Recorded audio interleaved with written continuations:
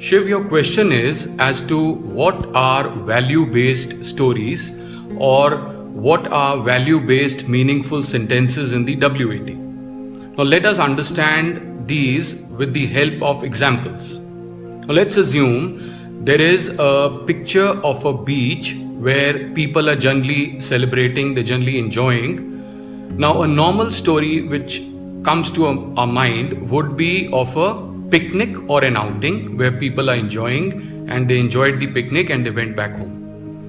Now to add value to a story of a picnic, you could consider that the main character felt that in the nuclear family the cousins etc. don't get to meet each other the entire year. So he took upon the responsibility of organizing a family reunion once in a year at some exotic place. Now what are you doing? You're adding value to a normal picnic that you had organized. Similarly, a story like, the main character is the HR of a company who felt that by taking his team out for an outing, it would help them improve their bonding, it'll improve their interpersonal skills, because of which the output at work or productivity at work would also improve.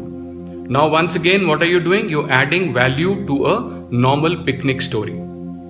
Similarly, let's say a story where you want to talk about an old age home where there are old people shown in a picture. Now rather than making a simple story of looking after old people or having an old age home etc., you could have the main character thinking something like he along with his friends, they hired a van and they felt that on a weekend they could take these old people out for an outing because every day as they went past the old age home while going to college, they felt that there was a need to cheer up these old people who were living there.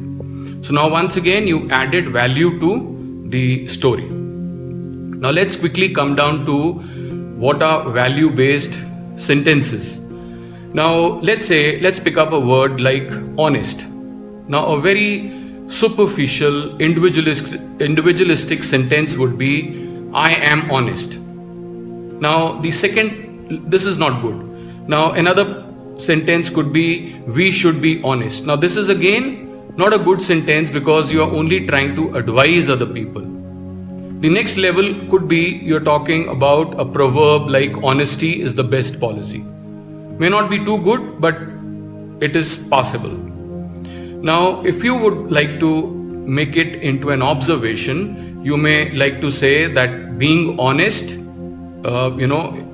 gives us respect or gains respect or improves credibility. Now what are you doing? You are having an observation of your own. Now to add value to this sentence, let's say if you would say honesty of purpose is bound to bring success.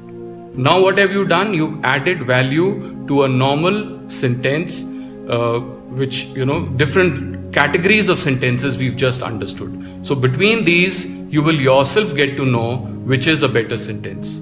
So this is what I imply by value-based stories or value-based sentences. But remember, these value-based stories and sentences will only come to you if you can feel for the environment around you, if you have a good power of observation, if you are a person who can connect with the immediate environment around you and you're sensitive to other people, only then such kind of thoughts will occur to you.